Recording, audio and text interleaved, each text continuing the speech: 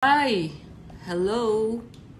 Kucing mabuk Dani NDR Rachel Himalita, Yani Ignatius, Felix Chandra, Liu Vivi, M. Octavian, Linda She, Pipin S. Wartana, dan teman-teman semuanya. Saya akan mulai IG live-nya, dan seminggu ini dalam musim liburan ini, masih musim liburan. Sampai kapan musim liburannya? Januari awal. Jadi setelah minggu pertama Januari. Oke, gambar blur. Wah, lihat muka Miss jadi semangat lagi. Hati ini udah lemes katanya. Wah, emangnya aku apa ya? Red Bull, kerating deng. Tapi good lah ya. Jadi aku sendiri juga jadi semangat kalau IG live. Dev Cheng, Budi Kai Ing, Antonius Leo.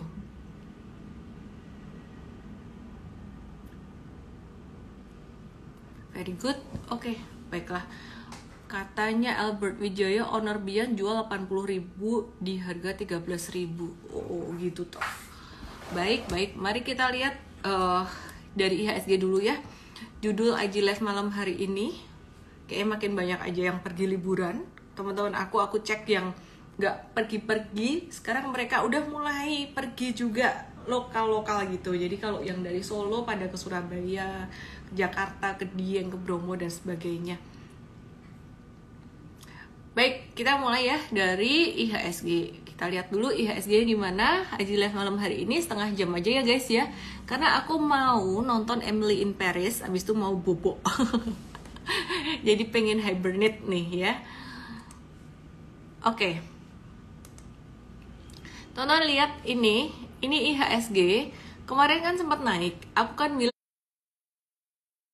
kemarin naiknya cuman karena Bian ya. Dan hari ini dia juga turun karena Bian. Jadi you can ignore this movement actually gitu. Jadi ini bisa diabaikan sebenarnya pergerakan ini. Dan kalau misalkan nanti IHSG-nya turun, terus turunnya sampai ke 680, dilihat dulu turunnya tuh gara-gara saham apa. Kalau yang turun cuman Bian, sampai pun dia breakdown dari 6685 ya kamu nggak usah pusing ya. Jadi nih IHSG-nya nih ya, bisa aku tarik satu garis nih. Dia misalkan supportnya di sini 6685. Seandainya dia breakdown, breakdownnya karena apa dulu mesti dicek saham apa. Big cap perbankan kah, GoTo kah, atau Bian? Kalau cuman Bian ya jangan maksudnya nggak usah dibikin pusing gitu loh. Nah terus teman-teman di sini, kalau teman-teman perhatiin ya, di Solo rame, di mana-mana rame gitu. Teman-teman perhatiin ya, teman-teman ya. Sekarang kita perhatiin untuk saham-saham big cap perbankan. Aku mau ngejawab satu pertanyaan dari Carla Patricia. Dia takut banget saham BBNI-nya tuh turun. Dia punya di harga 9.500. Aku mau bahas saham BBNI dulu nih. Dia nanya, nanti kalau 2023 resesi gimana ya? Sebenarnya soal resesi ini aku udah bahas lengkap di satu YouTube. Cuman nanti aku akan bahas lagi ya teman-teman ya. Oke. Nih. Jadi dia beli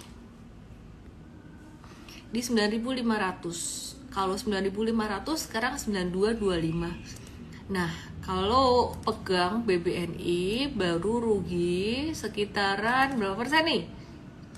Baru 2,9%, terus panik. Artinya teman-teman belum siap buat trading. Ya, jadi buat investing dulu. Tapi dia investing pusing juga. Maka dari itulah kenapa kita bikin MVest. Karena banyak orang nih yang pusing. Mau investing pusing, mau trading pusing, udah dibantu M-Trade. Marketnya lagi sideways. Kadang-kadang diajak untuk cut loss, takut juga. Ya udah, kalau gitu investasi aja. Daftar di bit.ly/miring daftar MVest. Ngejawab pertanyaan Carla Patricia ya. Jadi BBNI gimana? Aku bisa bilang bahwa BBNI rapopo, tenang aja. Nanti kalau 2023 turun gimana dong? Dikasih pantulan lagi nggak sih sampai ke 9.500? Tenang, potensi untuk mantul ke 9.500 masih ada kok. Kalaupun dia masih turun lagi BBNI-nya, ya kamu nggak usah panik lah. Ini saham oke, saham ini bagus ya. Jadi memang posisi saat ini, kalau aku boleh jujur, posisi saat ini untuk BBNI dan kawan-kawan saham big cap perbankan itu memang agak-agak tinggi, dan kalau dia koreksi ini normal banget, dan ini udah aku bahas dari sebulan yang lalu bahwa teman-teman, kalau teman-teman perhatikan ini turunnya sekitaran 6,82%, ini udah wajar banget dan sangat wajar sekali. Jadi kalau misalkan Januari dikasih koreksi lagi tuh nggak apa-apa, ora popo ya, jadi tenang aja teman-teman. Terus yang investasi jangka panjang gimana ya, tenang aja, nggak apa-apa, pokoknya nggak usah dibawa pusing. Nah kalau sampai pusing, kalau sampai takut lebih dari kalau takutnya nggak wajar gitu, itu tanda apa sih sebenarnya? Itu tanda kelebihan posisi, kelebihan apa ya, kelebihan posisi itu ya kelebihan porsi gitu.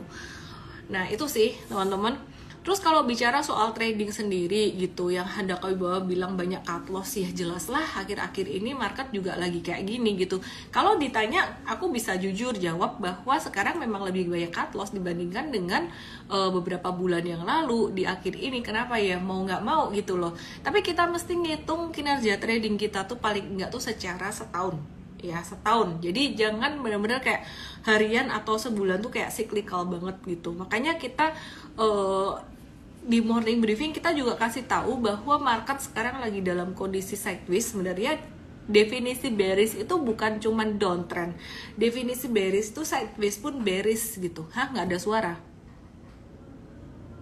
ada suara nggak sih ya? Jadi definisi sideways itu definisi bearish itu sideways pun termasuk bearish gitu. Dan sekarang kalau teman-teman perhatikan, per hari ini tuh market per hari ini tuh 8,9 triliun rupiah market value-nya.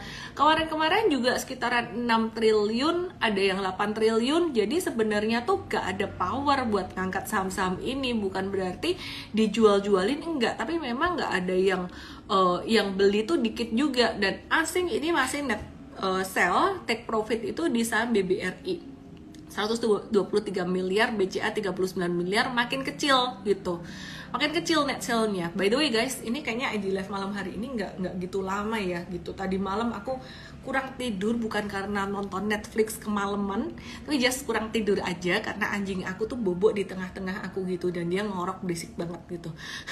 Ya lucu sih tapi berisik gitu, jadi kayaknya nanti aku bakalan tidur cepat. Terus kemudian Adaro di sell 47 miliar ya. Terus kemudian ASII dia di net sell 63 miliar gitu ya. Jadi Handaka Wibawa, kalau misalkan kamu nggak cocok ikut M-Trade ya ikut M-Fast, atau nggak ikut juga nggak apa-apa gitu. Karena gini sih teman-teman, kita juga jujur bahwa secara setahun ini ABLR kita, average winning loss kita, rate-nya itu masih positif gitu. Jadi masih positif. Jadi kita ngitungnya selama setahun ini gitu. Mungkin teman-teman ada beberapa yang nggak cocok trading ya. Anyway, invest aja atau watch dulu deh, santai dulu teman-teman ya. Oke, terus ini banyak yang nanya juga untuk saham BBYB dan juga BBTN. Terus ini ada SMGR, inflow asing tapi harga turun terus, kenapa ya? Aku mau bahas dari yang BBYB-nya dulu. BBYB ini sempat kita bahas beberapa waktu kemarin bahwa dia memang secara kinerja labanya itu meningkat dalam beberapa bulan terakhir, mulai laba, tapi secara year to date memang turun gitu. Year to date memang masih ada kerugian gitu ya, masih minus. Cuman kalau teman-teman perhatikan dari BBYB-nya ini, dia tuh udah abis right issue dan ini udah ketahan di area support. Memang masih tren turun, tapi kita wait and see dulu lah, kita watch dulu. Jadi kalau misalkan aku kemarin sempat bilang ya, aku punya level stop loss-nya tuh di level sekitaran 600-an untuk aku pribadi. Kalau misalkan dia breakdown dari situ, aku akan batasin resiko aku gitu. Nah ini ada pertanyaan lagi dari Alti Tiati, tapi sebelumnya aku mau ngejawab dulu pertanyaan Inawa 1966. Biar itu lot bid over kecil tapi kok bisa buat IHSG turun merah gap, itu kenapa? Karena kapitalisasi dia gede, dan aku udah bahas kemarin, kapitalisasi itu bisa naik kalau jumlah saham yang beredar bertambah dari right issue atau harga sahamnya naik gitu. Dalam hal ini Bian itu harga sahamnya naik, jadi dia memberikan pengaruh sekitar 6%. Kalau dia naik turun dia tuh memberikan pengaruh sekitar 6% terhadap penghitungan IHSG. Sehingga dia naik turun akan ngefek ke IHSG. Jadi kalau besok dia turun, ya dia akan nyeret IHSG turun. Tapi teman-teman nggak usah takut gitu. Kalau cuma dia yang turun aja. Alti Bartiati atau reject simetri sepertinya sebentar lagi bakal berlaku ya. Ada perubahan strategi kah, terutama untuk saham gorengan? Strateginya tetap sama, jangan trading saham gorengan. Kalau misalkan scalping saham-saham yang third liner, cuma 5% dari portfolio aja, dan stop loss ketat, semakin ketat. ARB simetris 20-35% itu belum akan dilaksanakan dan masih dalam wacana, termasuk perdagangan jam 9 sampai jam 4 sore itu belum akan dilaksanakan, masih dalam wacana juga. Jadi nggak usah sampai yang panik gimana, kita pasti akan bantu ya pastinya ya. Kalau misalkan teman-teman, aku nggak tahu kalau trading sendiri misalkan ruginya lebih banyak, kalau di kita bantu pembatasan risiko ya pasti akan ada pembatasan yang lebih inilah ya, yang lebih ketat, lebih strict gitu. Oke, contohnya kayak gini nih, aku mau kasih contoh. Ini saham BBTN kita kena stop loss juga, meskipun stop lossnya dia BEP, tapi ya kalau misalkan teman-teman jualnya lebih telat ya dia akan rugi 2-3%, ya lebih bagus lah ya daripada nanti turun sampai dalam banget. Kenapa? Kok masih trading kalau jelek? Nggak jelek juga sebenarnya, karena kemarin waktu kita beli di sini, ini tuh breakoutnya tuh bagus sebenarnya gitu. Jadi kalau dia naik kuat cuma naik sehari dan kita tadi udah cepat-cepat jual juga gitu untuk pembatasan resiko. Jadi ya harap maklum teman-teman, karena kalau misalkan kita nggak kasih tahu juga, nanti tiba-tiba naik kenceng, wah kena marah lagi deh. Anyway, market masih berapa hari lagi? Ini Rabu, Kamis, Jumat, dan hari mulai terasa lambat. Ada kalanya hari terasa cepat sekali, tapi kali ini hari terasa lambat. Tanggal 29.30, kenapa? Karena nggak pergi liburan. Aku percaya kalian semua yang nonton IG Live ini kebanyakan nggak pergi liburan deh. Coba kalian jawab di komen, pergi liburan nggak? Pergi liburan nggak? Pergi liburan nggak? Atau udah balik dari liburannya? Gitu. Jadi anyway teman-teman, kalau kalian nggak pergi liburan ya boleh tetap belajar, cuman jangan berharap pergerakan market yang sampai gimana banget, ini masih akan stagnan ya sampai akhir tahun bahkan awal tahun 2023 gitu. Nah terus teman-teman, judul dari IG Live aku malam hari ini kan harapan 2023 ya. Aku mau menjawab pertanyaan dari Ria Nugroho. Dia bilang, Miss aku mulai lelah nih, tiap masuk satu saham langsung pada turun. Kenapa seperti itu ya? Tenang ya. Jadi kalau kamu trading masuk satu saham langsung turun, kondisi market seperti ini ya namanya investornya lagi pada liburan ya, mau gimana ya. Tenang aja teman-teman. Ria Nugroho, this is not your fault. Intinya kalau masuk satu saham langsung turun, tarik nafas dulu, tahan dan lepaskan pastinya, dan jangan trading dulu, dah nonton dulu nggak apa-apa sambil belajar. Jadi ingat satu hal kuncinya, kenapa aku masih ada di sini di depan teman-teman semuanya. Bahkan kemarin aku ditanya Ci Alin dan juga beberapa teman lain, kenapa sih masih mau IG Live terus gitu, marketnya kayak gini, emang kamu masih mood ya? Mood nggak mood ya IG Live. Dan ini juga mendisiplin saya untuk ngikutin satu cycle market itu secara komplit gitu. Jadi bukan cuma cycle uptrend doang terus hilang kayak orang-orang yang masuk FOMO di Januari 2021 itu ya. Jadi kalian adalah orang-orang yang ngikutin market itu secara satu cycle penuh, mau naik mau turun diikutin penuh. Jadi ketika nanti marketnya uptrend, kalian tuh udah punya fondasi dan nggak akan FOMO, karena kalian ngalamin market bearish kayak gini. Bearish itu tidak harus selalu downtrend, sideways pun bearish, itu bagus banget buat kalian. Oke, sekarang aku kan bahas tahun 2023 itu gimana ya. Jadi ada upside, ada downside-nya. Aku bahas dulu downside-nya, baru abis itu aku akan bahas upside-nya. Geopolitik, perang Putin itu dia masih akan ngelarang ekspor minyak untuk negara-negara yang ngebatasin harga jual minyak dari Rusia sebesar 60 US dollar per barrel. Kayaknya itu menjadi downside ya, tapi sebenarnya itu merupakan upside. Tahu nggak sih kenapa? Karena harga minyak bisa naik dan kalian bisa trading saham minyak. Tapi di sini aku juga berharap perang Rusia Ukraina cepat berakhir. Karena meskipun ada sisi positifnya, akan ada sisi negatifnya juga. Kalau harga minyak naik, kalian bisa trading saham minyak dan itu bisa bawa cuan buat kita. Tapi di negara-negara Eropa itu justru malah mereka akan kena akibatnya inflasi makin tinggi. Dan kalau misalkan, thank you. Thank you Ocaya. Jadi kalau inflasinya masih tinggi di negara-negara Eropa, itu dampaknya juga ke Indonesia. Ya, jadi ke Indonesia itu gimana teman-teman? Dampaknya ke Indonesia adalah aku ngedengar sendiri dari teman-teman dari industri manufaktur. Manufaktur tuh mereka ada yang ekspor tekstil, garment, terus kemudian ada juga busa dan banyak lagi. Itu yang ekspor sampai ke Eropa, mereka mengalami kesulitan karena banyak ordernya tuh yang dibatalin, mereka nggak punya duit gitu karena saking krisis ekonominya. Oke. Ya, jadi teman-teman semuanya, anyway, itu yang pertama. Kemudian Amerika ini mulai rilis data tenaga kerja Amerika, dan initial jobless claim ini naik dari 216.000 jadi 225.000.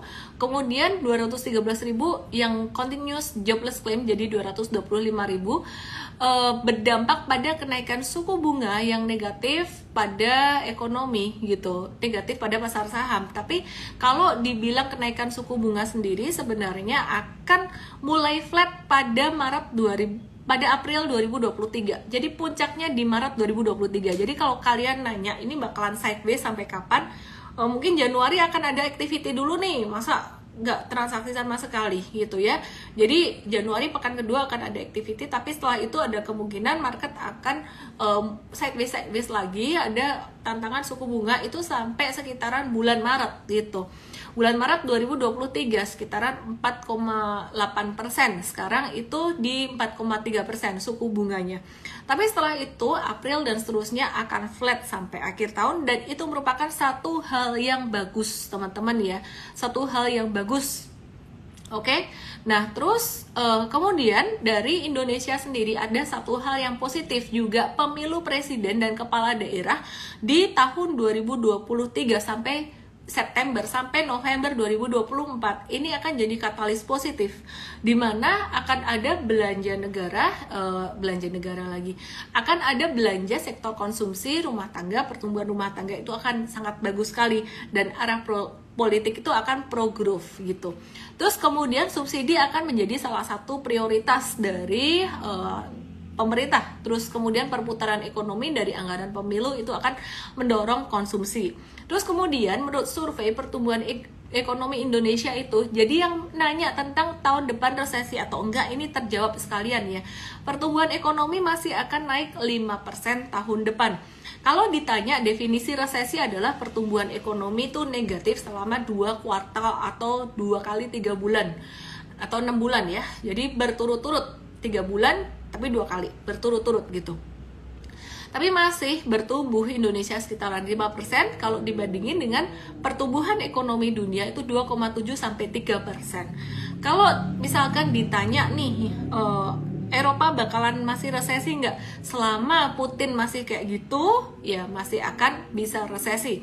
Terus kemudian akan ada normalisasi anggaran pemerintah juga teman-teman di tahun 2023. RAPBN pemerintah tuh untuk kesehatan bakalan turun sekitaran 35,7%. Dan thank you buat tim M-Trade, Coach M-Trade yang udah bantu aku sediain untuk data ini ya. Jadi saya nggak bekerja sendiri, behind the scene ini adalah Coach M-Trade bantuin. Oke ya, jadi RAPBN 2023 itu untuk kesehatan akan turun 35,7%, jadi 85 triliun aja.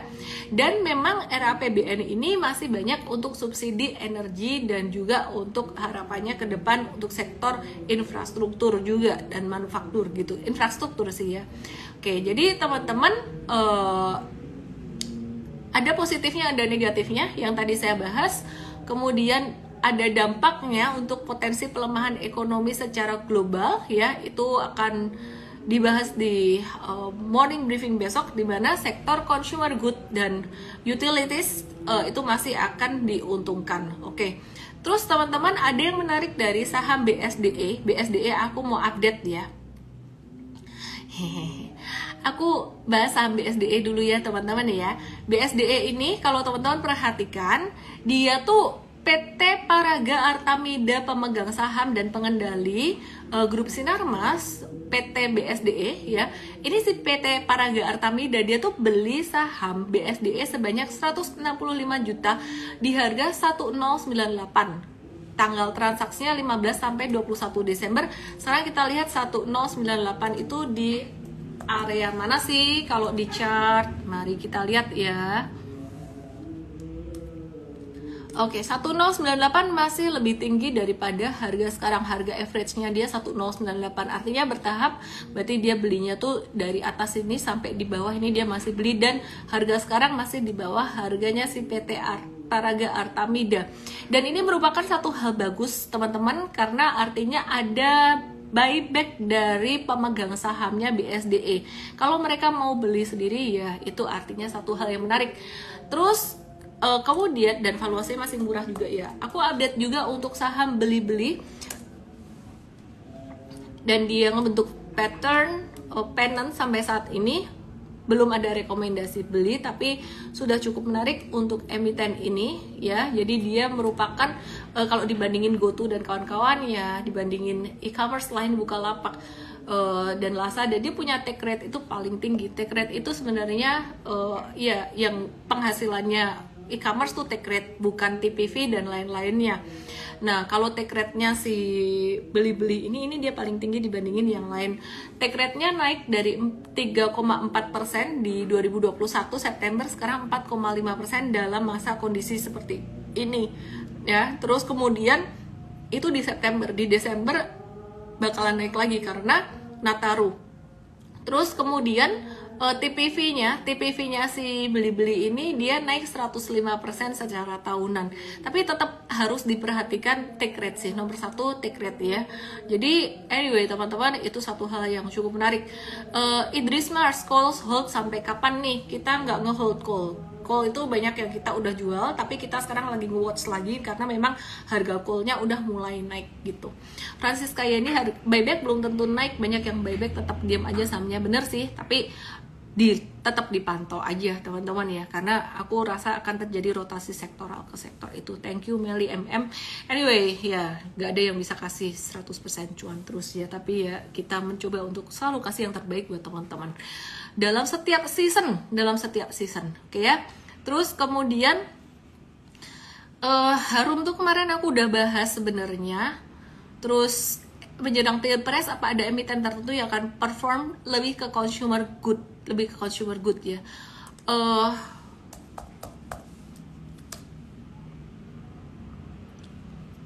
ASII 17 orang like ASII, pertanyaan tentang ASII, jadi aku akan bahas tentang ASII.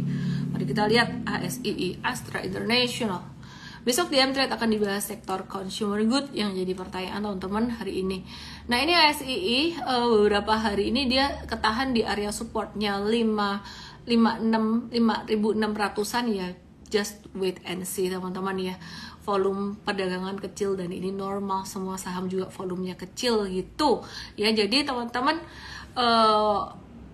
ini berpotensi membentuk pattern double bottom. Intinya kalau kamu masuk ke saham tuh teman-teman mesti siap dengan namanya satu hal, apa tuh? Ketidakpastian. Hidup ini semuanya penuh dengan ketidakpastian. Jadi aku sempat punya satu mindset, satu belief yang kadang-kadang sekarang juga masih ada. Yang lucunya gini, aku di saham tuh udah terbiasa dengan namanya ketidakpastian.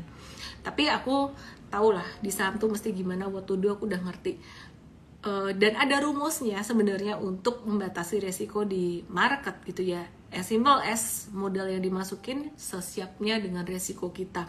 Jadi kayak tadi misalkan masukin BBNI kebanyakan terus takut stres, ya kurangin aja. Even BCA pun kalau teman-teman masukin kebanyakan bisa stres juga dengan naik turun harga sahamnya, padahal sebenarnya jangka panjang nggak apa-apa. Tapi mungkin kamu stresnya seandainya nih ditaruh di ORI atau FR, mungkin hasilnya akan lebih bagus gitu. Nah, jadi gini teman-teman, belief aku yang dulu kenapa kita punya satu belief tuh teman-teman, perhatiin ya, ada akarnya sebenarnya. Jadi sempat saya terpikir akan satu suka sesuatu yang pasti-pasti. Jadi kalau semua orang ya, kalau ada yang nggak pasti itu nggak menyenangkan. Ternyata setelah saya tarik mundur ke bawah gitu ya, bareng dengan Coach Rio, aku akhirnya ketemu nih apa yang membuat aku tuh mengalami satu aku nggak suka dengan ketidakpastian. Kenapa aku suka dengan kepastian? Karena dulu waktu sekolah nilainya bagus terus. Jarang yang nilainya nggak bagus tuh SMA doang, agak kebanyakan main gitu ya. Jadi dari SD sampai SMA kelas 1 tuh kayak sering, pokoknya ranking 1, 2, 3, 1, 2, 3 terus. Dari situ tuh aku melihat bahwa sebenarnya sekolah tuh gampang.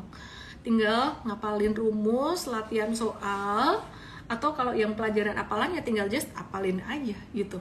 Sehingga tuh kebawa ke kehidupan aku. Jadi kayak kadang hidup tuh ngebandingin sesuatu diri sendiri dengan orang yang lain tuh sebenarnya bukan julid, tapi karena mau cari rumusnya gitu. Oh, kalau penghasilan segini tuh harusnya expense segini. Padahal sebenarnya nggak kayak gitu. Aku mau kasih tahu satu hal yang aku di-share sama Coach Rio. Coach Rio itu dia mind tech coach ya. Dia bilang gini, kalau kita embrace ketidakpastian, contoh bulan ini mungkin kita nggak dapat cuan, bulan depan dapat cuan, oh contoh nih angka gede biar bermimpi besar, 1M, bulan depan lagi dapat 7M, bulan depan lagi nggak dapat apa-apa, bulan depan lagi dapat mungkin dapat rugi gitu. Tapi dengan kita embrace ketidakpastian, justru kita bisa embrace mujizat atau keajaiban yang terjadi dalam hidup kita. Jadi teman-teman tenang aja ya, nggak usah takut dengan tahun 2023 yang banyak dengan ketidakpastian. Kalau kamu memang nggak siap di saham, mentalnya kayak apa ya? Mentalnya kayak, aduh di saham takut cut loss, takut apa? Udah berhenti dulu aja sambil benerin mentalnya ini dulu, benerin mind health-nya dulu, oke? Ya, jadi tenang ya teman-teman semuanya. Apalagi yang suka cari kisi-kisi, suka cari contekan gitu. Semuanya mau kepastian ya, dan di market ini nggak ada kepastian. Cuman kita mencoba melihat probability. Dan probability itu paling susah di tradingin bukan ketika market lagi downtrend. Yang paling susah di tradingin itu ketika market lagi sideways. So teman-teman, aku bisa bilang kalian yang masih nonton IG Live malam hari ini dan kalian yang masih ngikutin sampai satu cycle penuh, that's good for you. Oke, SMGR, ada yang nanya SMGR dia masih di area supportnya ya. Gak ada power buat naik seperti semua saham saat ini, belum ada power buat naik, just wait and see sampai awal tahun nanti ya teman-teman. Dan kalau secara fundamental memang ada sentimen positif buat SMGR, dia tuh udah dapat harga DMO. Tapi teman-teman kalau misalkan kalian apa ya, gak siap dengan fluktuasi, mulai belajar investasi pun ada tantangannya ngadepin floating loss. Jadi belajar bareng MPS kita akan bantu. Oke deh, itu aja. Thank you semuanya, selamat malam dan selamat beristirahat, selamat berlibur buat semuanya. Ingat, embrace ketidakpastian, karena bisa aja mujizat atau hal-hal baik itu terjadi dalam hidupmu. Kalau kepastian dapatnya mungkin segitu-segitu aja, tapi kalau kita embrace ketidakpastian, kita bisa dapat lebih banyak. Dan yang paling penting, resiko bisa dibatasin dalam investasi saham dengan modal yang kamu siap dengan resikonya di awal. Itu aja kata Frederick Hart, semua mau ke surga tapi gak ada yang mau mati, semua mau cuan tapi gak ada yang mau cut loss. Tapi kita harus hadapi itu semuanya. Yuk, mari kita saling support ya. Good night, thank you for everyone yang udah nonton. Selamat malam.